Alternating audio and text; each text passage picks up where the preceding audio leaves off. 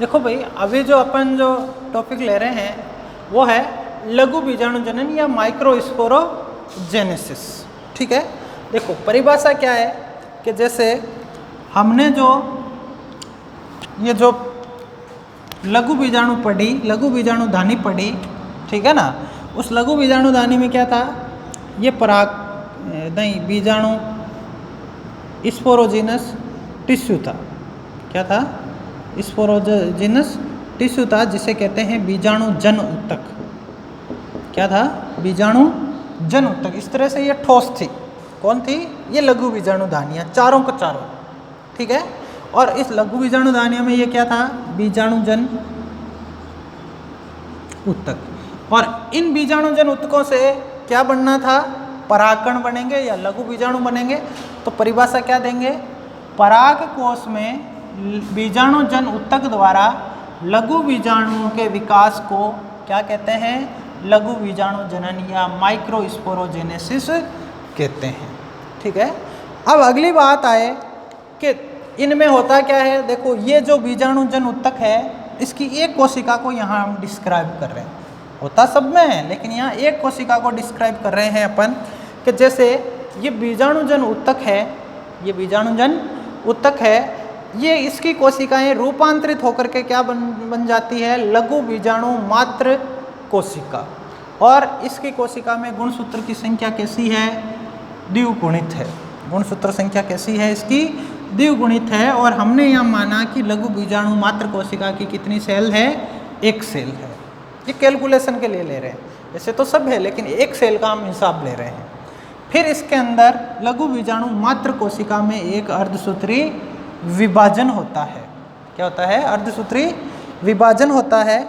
और इस पहला अर्धसूत्री विभाजन हुआ तो सेल्स बन गई 2 और गुणसूत्र हो गए आधे, क्योंकि हमने पढ़ा अर्धसूत्री विभाजन, जब पहला अर्धसूत्री विभाजन होता है वो गुणसूत्र संख्या आधी कर देता है और कोशिकाएं 2 कर देता है। तो यहाँ ये 2 सेल्स बन गई, गुणसूत्र आधे हो गए और नंबर ऑफ सेल्स डबल हो गई।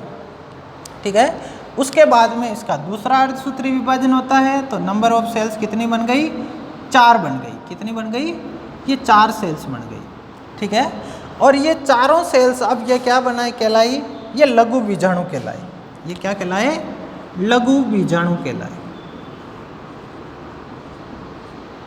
क्या कहलाए? ये लघु बीजाणु कहलाए। और गुणसूत्र संख्या n और नंबर ऑफ सेल कितनी हो गई? 4 हो गई। अब चारों जो लघु बीजाणु हैं ये आपस में इसको एक पदार्थ जोड़े रखता है। ये एक पदार्थ से क्या करते हैं? ये चिपके हुए हैं एक दूसरे से। उस पदार्थ का नाम है केलोस। तो इन लघु बीजाणुओं को कौन जोड़ता है? इनको केलोस जोड़ता है। ठीक है ना।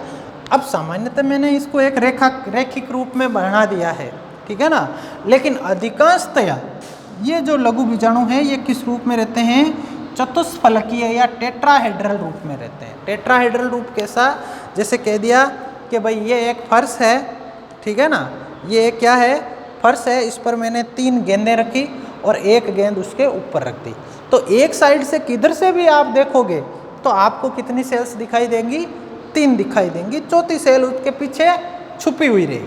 चौथी सेल है वो किधर रहेगी? उनके पीछे छुपी हुई रहती है। ठीक है ना। तो वो है चतुष्फलकीय रूप। और आपने केमिस्ट्री में पढ़ा होगा जो मेथेन के अणु की जो संरचना है वो चतुष्फलकीय है, तो उसके अंदर 109 डिग्री 28 सेकंड का कोण होता है। ठीक है ना। तो ये इस तरह का रूप है, लेकिन ठीक है हम इससे पढ़ रहे हैं।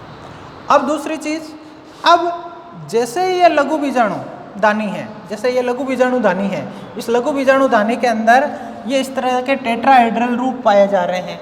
लेकिन जैसे ये परिपक्व हुए तो ये केलोस पदार्थ क्या होता है? गलने लगता है। गलने लगता है तो ये लघु बीजाणु हैं वो क्या होने लग जाते हैं? पृथक होने लग जाते हैं। लघु बीजाणु है वो पृथक होने लग जाते हैं। ठीक है, और ये पृथक हो जाते हैं। उसके बाद में हमने पढ़ा कि जो ये 4 लघु बीजाणु दानियाँ है ना, इससे द्विपालित में ये बीच में योजी था, ठीक है ना। तो अब देखो इसमें इस स्थान पर मैंने आपको बताया कि स्ट्रोमियम पाया जाता है, ओस्ट सेल पाई जाती है होठ जैसे, ठीक है ना। वही किसके द्वारा? परागकोश का जब स्फुटन होता है किसके द्वारा? एंडोथीसियम के द्वारा, तब चतुष के चारों लघु बीजाणु क्या हो जाएंगे? पृथक हो जाएंगे। ये चतुष के चारों लघु बीजाणु हैं वो क्या हो जाते हैं? स्फुटन के समय ये पृथक हो जाते हैं और तब हम इसे परागकण कहते हैं। और स्फुटन के उपरांत, इसके उपरांत स्फुटन के दौरान ये परागकण किससे? परागकोश से बाहर आते हैं। किससे आते हैं? परागकोश से बाहर आते हैं। तो यहाँ एक सामान्य सी चीज़ है कि ये जो परागकोश है, ये परागकोश से जैसे ये बाहर आते हैं तो इन लघु बीजाणुओं को यहाँ हम अब अपन सामान्यतः से परागकण नाम से पुकारना शुरू कर देते हैं। जरूरी नहीं है कि हम इसे लघु बीजाणु कहें तो गलत हो जाए, ऐसा नहीं है, ठीक है ना। हम इन्हें लघु बीजाणु भी कह सकते हैं और हम इन्हें परागकण भी कह सकते हैं। ये स्थिति वैसी है जैसे एक माँ के पेट में जो शिशु है उसको हम भ्रूण कहते हैं, ठीक है ना, और जन्म के पश्चात हम उसे शिशु कहते हैं या बच्चा कहते हैं, है ना। लेकिन अगर ऐसे कह दें कि भाई माँ के पेट में बच्चा है तो कोई गलत थोड़ी होता है, सही है, बच्चा है, ठीक है कि नहीं। तो वैसी स्थिति है, इसे हम लघु बीजाणु भी कह सकते हैं और ये भी कह सकते हैं। तो इन लघु बीजाणुओं के अंदर अब देखो नंबर ऑफ सेल का हिसाब, ठीक है ना। तो एक लघु बीजाणु मात्र कोशिका कितनी ली? एक। तो इससे लघु बीजाणु कितने प्राप्त हुए? 4। कितने प्राप्त हुए? 4। एक लघु बीजाणु मात्र कोशिका में गुणसूत्र कितने? 2n। और इस लघु बीजाणुओं के अंदर गुणसूत्र कितने? n। मतलब लघु बीजाणु जनन के अंदर एक लघु बीजाणु मात्र कोशिका से 4 लघु बीजाणु बनते हैं और गुणसूत्र संख्या 2n से n हो जाती है। तो लघु बीजाणु है वो कैसे होते हैं? अगुणित होते हैं। यह लघु बीजाणु कैसे होते हैं? अगुणित होते हैं, ठीक है। यहाँ एक लाइन लिख दूं मैं, लघु बीजाणु या परागकण,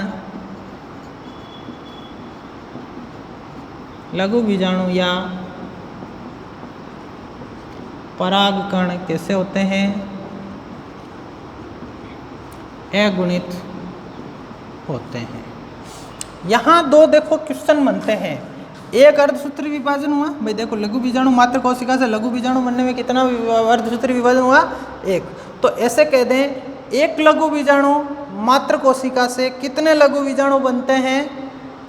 पहला क्वेश्चन 4। उत्तर प्रश्न लिख लोगे।